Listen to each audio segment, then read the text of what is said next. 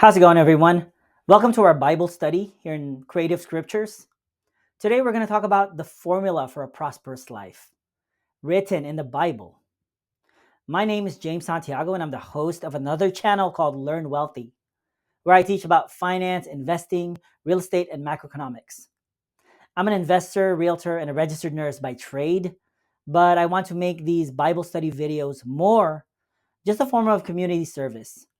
But I've really recently been busy writing a book and doing a lot of stuff. But here it is, and I'll try to do my best to do this at least every other week. So please enjoy. All right, so the Bible holds a hidden formula for success, but most people get it completely backwards. They chase after wealth without wisdom. They want success without the struggle, and the reward without the responsibility. They try to have before they ever learn to be and do. And that's why so many people fail. But from the very beginning, God set a clear blueprint. Genesis chapter 1 verse 28 says, "And God blessed them, and God said unto them, Be fruitful, and multiply, and replenish the earth, and subdue it, and have dominion." It's right there, the order of life.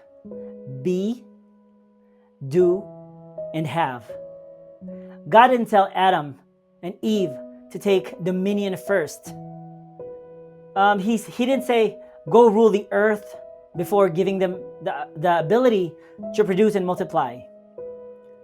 First, they had to be fruitful to become something. Then they had to do. They have to multiply, replenish the earth, and they have to do it, to trample it. And only then were they given dominion, the ability to have authority and rule over what they created. But what do most people do? They try to skip the first two steps. They want success without the work, the abundance, without the discipline. They want to have before they ever learned to become and build. And that's why everything falls apart. God repeats this principle again in Deuteronomy 28, just to make sure we get it. So it says here, "Now it shall come to pass, if you diligently obey the voice of the Lord your God, to observe carefully all his commandments, that the Lord your God will set you high above all nations, and all these things shall come upon you and overtake you." So this is how God's kingdom works. There is a reward system, but it's tied to action. First, you align yourself with him. Then you walk in obedience, do the work, and then and only then do the blessings come. But here's the part most people miss. God says these blessings will overtake you. You won't have to chase them down. You won't have to beg for them. They will find you. It is a reward system after all. And God delivers on his promise. But what happens when people try to flip this order? When they try to have without first being and doing? It never lasts. And that's why so many people who come into sudden wealth, whether through inheritance or lottery or luck, lose it all, majority of them. And they never became the person who could handle it, manage it. They never built the habits and the discipline or the wisdom to keep it. And that is why we were imbued with desires. That is why it's in our nature to desire something, to want something more. That's a gift. And that's why God gave us those desires not to frustrate us, but to motivate us to do something. He placed a hunger in you for something more. He gave you dreams of a beautiful life, of a life of impact, of a life of abundance and power, not so you could sit around and wish for them, but so you could become the person who would step into them, who would step into your purpose given to you by God. And that's why success isn't about asking why I haven't received it yet. The real question is, who am I becoming? And that's why prayer should not be I want a mansion. I want a nice car. I want a nice girlfriend. No, prayer should be, who should I become? Who do you want me to become? Help me be the person you want me to be, and help me do the right thing. And then the blessings will chase you and overtake you. It's not the other way around. All right, if that's not enough proof for you, so God said, all right, child, you still don't get it. Here's another one. Joshua chapter 1, verse 8. So, this book of the law shall not depart from your mouth, but you shall meditate in it day and night. You have to become it, that you may observe to do according to all that is written in it. Do the commandments, follow it. For then you will make your way prosperous, and then you will have good success. You will have it, prosperous and good success. All right? So there it is again. Meditate on the word and let it transform your mind, your identity. Be. Then apply what you have learned, do, and then, only then will you have success. All right, here it is again. God said, it's okay, my child, you still don't get it. I got you. So we got Psalm chapter 1, verse 1 to 3. And this is my favorite verse right now. I said for right now because I've only been a believer of the Bible for the last 7 months, I would say.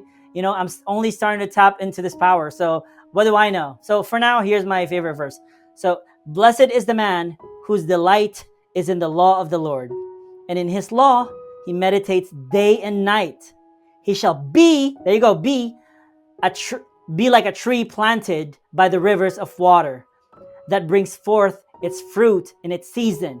So you got to be the fruit. Doesn't this remind you of Genesis? Be fruitful, right? Okay, continue. And whatever he doing, whatever you do, shall prosper. Booyah!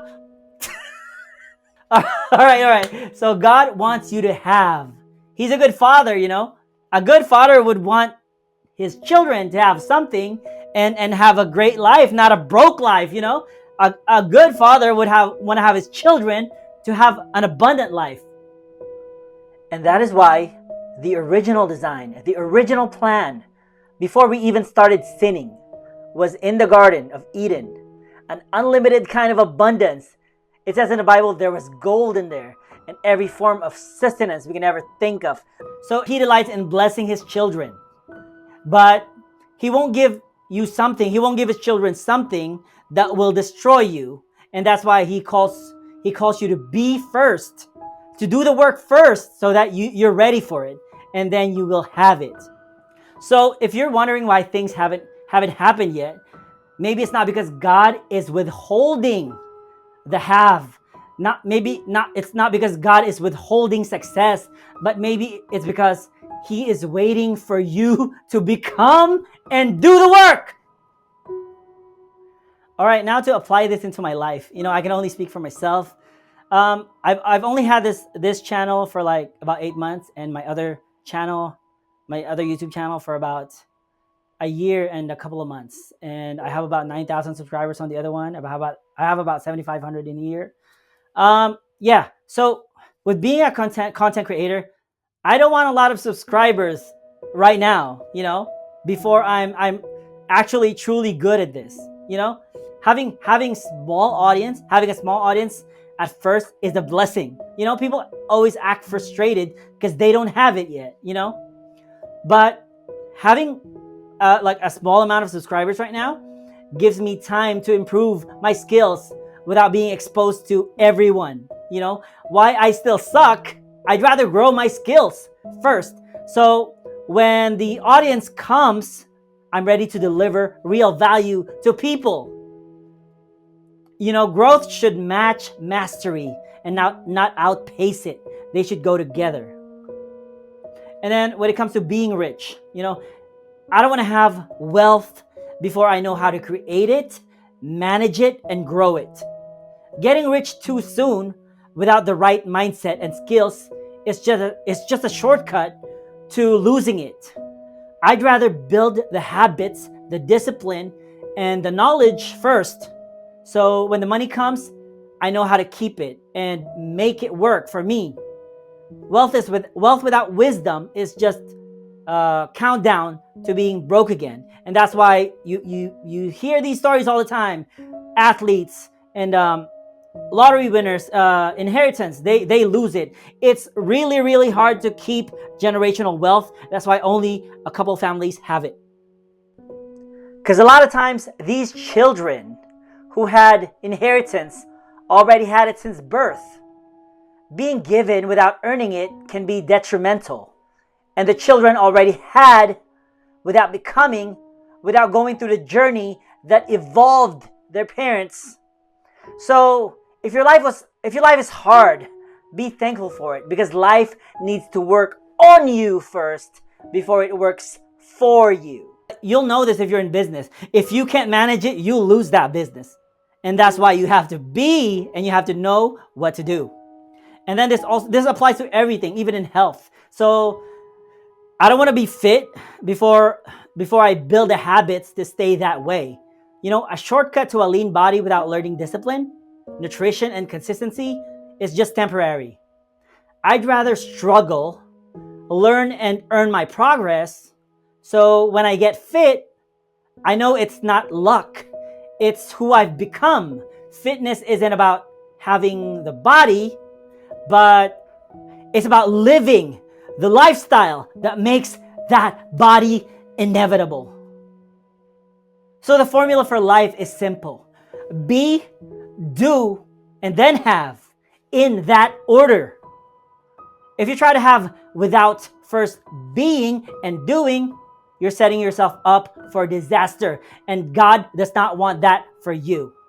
I hope you enjoy this Bible study. I'll see you in the next one.